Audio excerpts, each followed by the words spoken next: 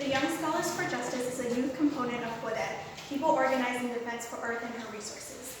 Each year, YSJ selects an issue that impacts our community, either specific to the youth or in general. Then the YSJ participants engage in data collection, survey development, interviews, data analysis, and a final written report. This year, YSJ selected COVID-19 as a pressing issue affecting vulnerable communities and everyone in East Austin. These are the participants of YSJ: Natalia Estrada, Alyssa Fabian, Gamez, Madi Gutierrez, Adrian Macias, Yasmin Mancera, Johnathon Moreno, Reyes, and Alexia. Well, that's Young Scholars for Justice interviewed residents regarding the impact of COVID-19 during the months of April through May of 2020. 78 questionnaires were completed by the Young Scholars for Justice Climate Health Equity Program. Most residents interviewed were homeowners. There were 37 homeowners, 32 renters, and 9 students who were unsure of their home status. Residents from 11 separate zip codes were interviewed. The zip code with the highest number of residents interviewed was the zip code of 78741, with a total of 31 residents, followed by the zip code of 78702 with 17, and the zip code of 78744 with a total of 7. The ages of those interviewed range from 18 years and younger to 55 years and older. Those residents in the age of 18 years and under were the most interviewed with a total of 23, followed by the age range of 35 to 44, with a total of 18, and then 17 residents in the category of 55 years and over. Most people interviewed were Latinx with a total of 71 individuals, followed by African Americans and white with a total of 3 in each ethnicity. The YSJ asked questions related to access to healthcare related to COVID-19. The number of residents knowing about the test sites were closely split, with 41 residents knowing about the test sites and 31 not knowing. According to residents, the testing sites were not near them. A follow-up question was, were you tested for COVID-19? And what were the test results? 53 residents stated they were not tested, and 12 said they were, and only 2 tested positive. When they asked if they knew anyone with COVID-19 virus, 26 individuals stated they knew a friend with the virus, and 20 said they had a relative that had contacted with the virus. Most residents interviewed had access to masks and sanitizing products. Those who were not able to get a mask and sanitizing products said it was due to products not being available in the stores, financial problems, and the lack of transportation. 44 residents were able to access healthcare for non-COVID-19 related reasons.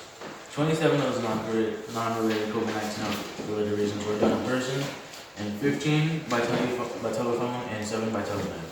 The next category of questions was regarding their employment and financial situation. Out of the 58 residents that were employed, 11 lost their jobs, 4 were temporary, and 2 had their hours reduced, and 1 was laid off permanently. 4 applied for unemployment and were granted compensation. Several residents were students and others were retired. Most residents were able to continue paying their rent and mortgage. Those that needed financial assistance received financial help from their family.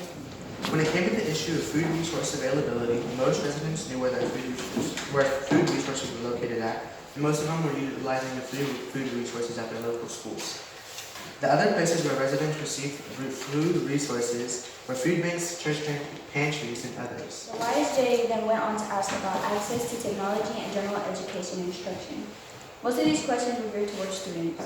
74 residents had access to the internet, 4 residents having no access. Most residents have both access to their phone and cable.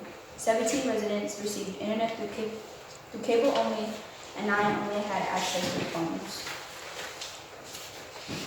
Most of the residents had unlimited phone access, while 10 had limited time. 3 residents had lifeline phones, which meant they could have limited calling and text, but no internet access. 58 residents had personal computers and 11 had no computers. When asked if their school had provided computers, most of the students replied yes. YSJ then asked the students if they were able to navigate the school online platform, and all but 1 was able to navigate the platforms. When asked which platform the school used, 22 students replied Google Classroom, 11 replied Zoom, and 2 students used Blackboard and Gamez, and then Canvas. Well, there's Young Scholars for Justice make the following recommendations to address the list of proportionate impact of COVID-19 on low income and people of color. 1. Move COVID-19 testing sites at local neighborhoods public schools. Make neighborhood public school or a focal point of all needed resources.